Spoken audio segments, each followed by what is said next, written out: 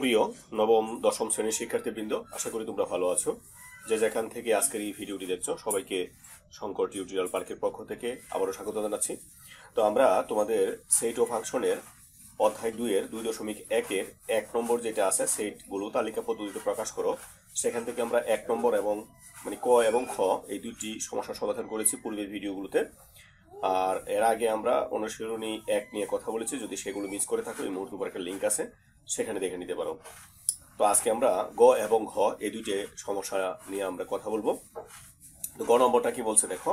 গ নম্বরটা বলছে যে এক্স দ্যাট ইজ এন, মানে এন এর belongs to x belongs to N, x belongs to N that is x 36 এর গুণনীয়ক এবং 6 এর গুণিতক। তো প্রিয় শিক্ষার্থী, আমাদেরকে এখানে দুইটা বিষয় নিয়ে একটু কাজ করতে হবে। সেটা হচ্ছে, একটা হচ্ছে আমরা কয়েকটা, এখানে দুইটা না তিনটা জিনিস আছে, তিনটা মূলত বোঝার বিষয়গুলো আছে। এই তিনটা বিষয় হচ্ছে, প্রথমটা হচ্ছে এখানে এন। এন মানে আমরা কি পেয়েছি এখানে, স্বাভাবিক সংখ্যার ক্ষেত্রে আমরা এন ব্যবহার করি। এন বিলংস টু কিসের, বিলংস টু এক্স। তাহলে এক্স এন এর যে সকল এলিমেন্ট থাকবে সেগুলো এক্স এর উপাদান হবে। আর এক্স এর উপাদান, এটা একটা শর্ত আমরা পেলাম। আর একটা শর্ত হচ্ছে যে এক্স কোন মানগুলো নিতে পারবো। আমরা স্বাভাবিক সংখ্যা কি আমরা জানি, শূন্য থেকে বড় সকল অখণ্ড সংখ্যাকে স্বাভাবিক সংখ্যা বলে। তাহলে এক্স এর মান 1 থেকে কয়েক কোটির মধ্যে হতে পারে। এখন আমরা কোনগুলো নিব, যেগুলো হবে 36 এর গুণনীয়ক। কিন্তু এখানে 36 এর গুণনীয়কই নিলে হবে না, আবার 6 এর গুণিতক হতে হবে। যদি এই শর্তগুলো মিলে তাহলে এক্স এর মান হবে, আর নতুবা এক্স এর মান হবে না। তো চলো আমরা দেখি। তো প্রথমে যেহেতু এন আছে, আমরা এনটাকে নিয়ে আমরা একটু কাজ করি। আমরা এটা হচ্ছে গ নম্বর, আমরা লিখব এন। আমরা কি জানি, স্বাভাবিক সংখ্যা, তাই না? আমরা জানি স্বাভাবিক সংখ্যা, স্বাভাবিক সংখ্যা, স্বাভাবিক সংখ্যা এন। এন ইকুয়াল কি হবে, 1 2 3 4, এইভাবে এটা আনলিমিটেড। এটা কত আছে আমারও জানা নাই, পৃথিবীর মধ্যে কারো জানা নাই। এটা জানা, এতটুকু জানা আছে, এটা হচ্ছে অসীম। তো এখন এখানে যেটা আছে, এখানে বলছে এই এক্স এর মান আমি মনে করি 1 হতে পারে, 2 হতে পারে, 3 হতে পারে, 4 হতে পারে, 5 হতে পারে, এরকম হতে পারে। এক্স্যাক্টলি কোনটা সেটা আমার জানা নাই। তো আমি এখন যেটা যেভাবে জানবো সেটা হচ্ছে 36 এর গুণনীয়ক। তাহলে আমরা 36 এর গুণনীয়ক গুলা বের করি। 36 গুণনীয়ক গুলা হচ্ছে, এটাকে কোন কোন সংখ্যা দ্বারা ভাগ যাবে সেটা হচ্ছে 36 এর গুণনীয়ক। তো আমরা 36, আমরা গুণনীয়ক গুলা বের করার একটা চমৎকার নিয়ম আছে। নিয়ম হচ্ছে, আমরা দেখবো এটা কত দ্বারা ভাগ যায়। এটাকে প্রথমে 1 দ্বারা ভাগ যাবে, তাহলে ফলটা কত হবে, ফলটা আমরা গুণ দিব। কারণ আমরা জানি কি, ভাজক গুণ ভাগফল সমান হবে ভাজ্য। আচ্ছা, তাহলে এটা আমরা 1 দ্বারা গুণ করতে পারলাম। 2 দ্বারা ভাগ করলে কত হবে, 18। 3 দ্বারা ভাগ করলে কত হবে, 12। 4 দ্বারা ভাগ করলে কত হবে, 9। 5 দ্বারা ভাগ করলে কত হবে, 5 দ্বারা ভাগ যাবে না, 6 দ্বারা যাবে। 6 দ্বারা ভাগ করলে কত হবে, 6। তো আমরা ওইভাবে ভাগ করার পর আমরা এক সময় দেখব এমন একটি সংখ্যা দিয়ে ভাগ যাবে যেটা আবার ওই পাশেও আছে, তখনই আমাদের এই প্রক্রিয়াটা শেষ হবে। তো আমরা এখন কি লিখবো, 36 এর গুণনীয়ক,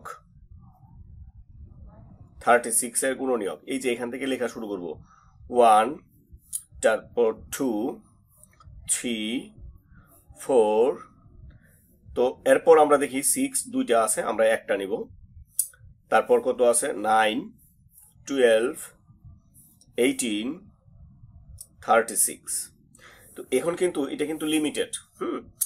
36 এর গুণনীয়ক হচ্ছে 36 এর যে সকল গুণনীয়ক আছে সেটা হচ্ছে লিমিটেড। এটা কিন্তু আর ইচ্ছে করলে বাড়ানো যাবে না। তো আমাদের এখানে আর একটা কি ছিল, আর একটা দেখো, আমি এটা আবার তোমাদের সামনে নিয়ে আসলাম। আর একটা ছিল 6 এর গুণিতক। তো গুণিতক আমরা কাকে বলি, গুণিতক হচ্ছে ওই সংখ্যাকে কোনো পূর্ণ সংখ্যা দ্বারা যখন আমরা গুণ করব, গুণ করার পর যেই গুণফল হবে সেটা হচ্ছে গুণিতক। তো গুণিতকও আনলিমিটেড, যেহেতু আমরা স্বাভাবিক সংখ্যা পেয়েছিলাম আনলিমিটেড, গুণিতকও আনলিমিটেড। তাহলে আমরা এখানে লিখবো 6 এর গুণিতক। 6 এর গুণিতক, এটাকে 1 দ্বারা গুণ করবা, তাহলে কত হবে, 6। 2 দ্বারা গুণ করলে 6 দুগুণে 12, 3 দ্বারা গুণ করলে 3 6 18, 4 দ্বারা গুণ করলে 4 6 24, 5 দ্বারা গুণ করলে 5 6 30, 6 দ্বারা গুণ করলে 6 6 36, 7 দ্বারা গুণ করলে 6 7 42, 8 দ্বারা গুণ করলে 6 8 48। এখন এটা এইভাবে কত পর্যন্ত যাবে সেটা কিন্তু আমি জানি না, কারণ এটা আমরা স্বাভাবিক সংখ্যার মতো পেয়েছি। এটা হচ্ছে আনলিমিটেড। এটা কোথায় শেষ হবে আমি জানি না, তবে আমার তো এক জায়গায় শেষ করতে হবে, তাই না?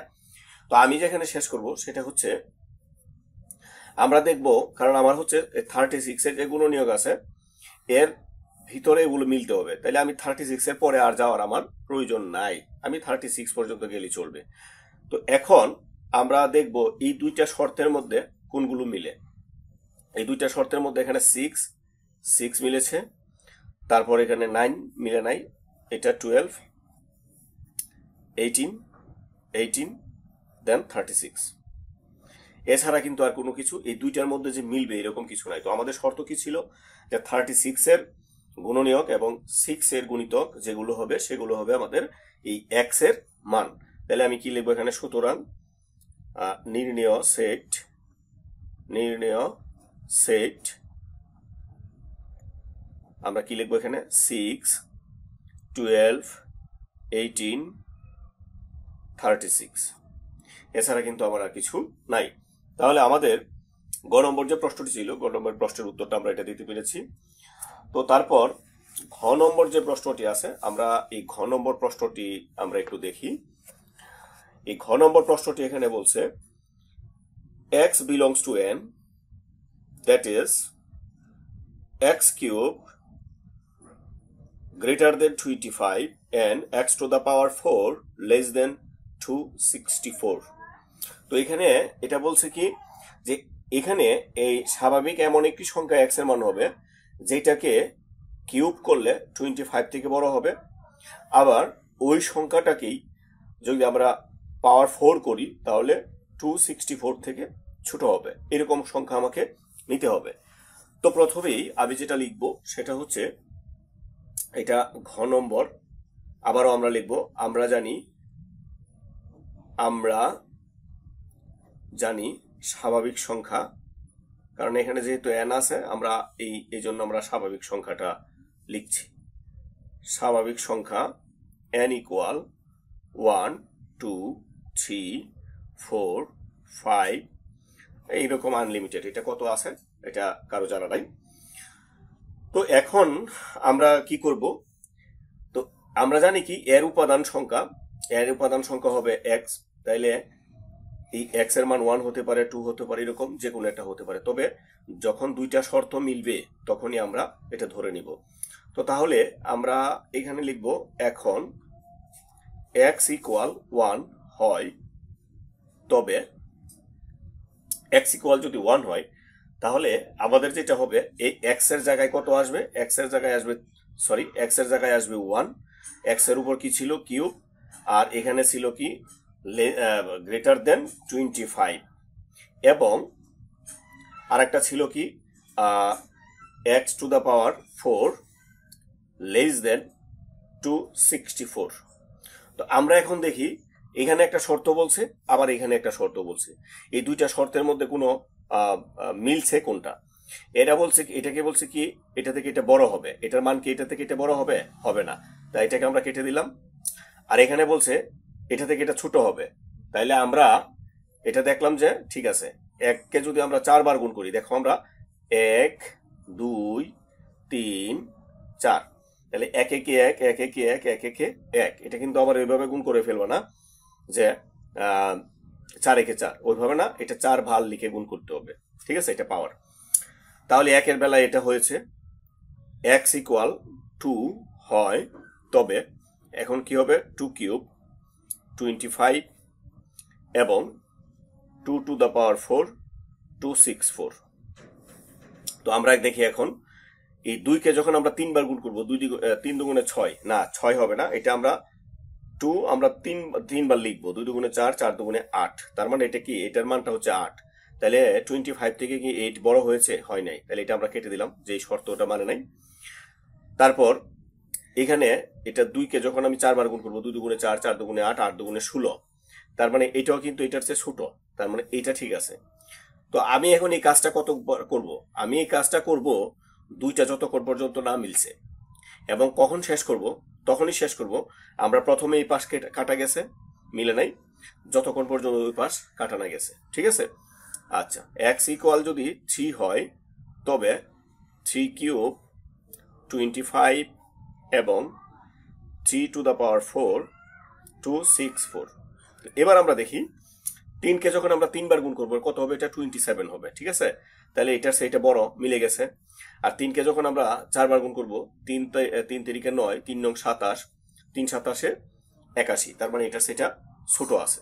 আচ্ছা ঠিক আছে, তাহলে দুইটা শর্ত মিলে গেছে। তো আমরা দেখি এখন x ইকুয়াল 4 হয় তবে 4 কিউব 25 এবং 4 টু দ্য পাওয়ার 4 264। তো আমরা এটা দেখি এটা কত হবে? 4-কে আমরা যখন 3 বার গুণ করব, 4 4 16, 4 16 64, তার মানে এটার সেটা বড়, এটা ঠিক আছে। এখন আমরা দেখি এটাকে 4-কে যখন আমরা 4 বার গুণ করব, 4 4 16, আমরা দেখি এখানে 4 4 16, 4 16 64, 64-কে আমরা 4 দ্বারা গুণ করি। 64-কে যদি আমরা 4 দ্বারা গুণ করি, 4 4 16, হাতের আছে 1, 4 6 24, আর একে হচ্ছে 25, তার মানে 256। এটার সেটা ছোট, তা এই শর্তটা ঠিক আছে, এই শর্তটা ঠিক আছে, দুইটা শর্তই ঠিক আছে।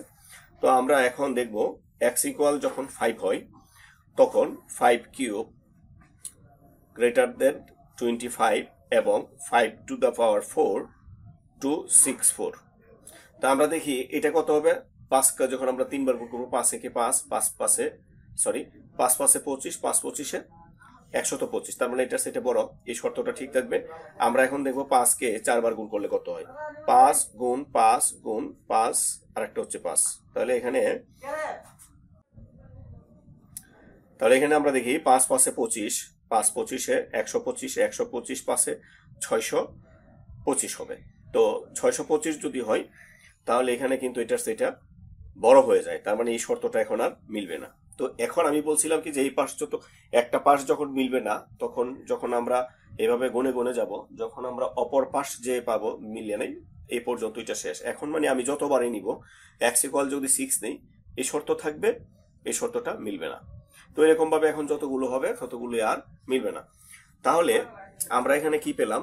x equal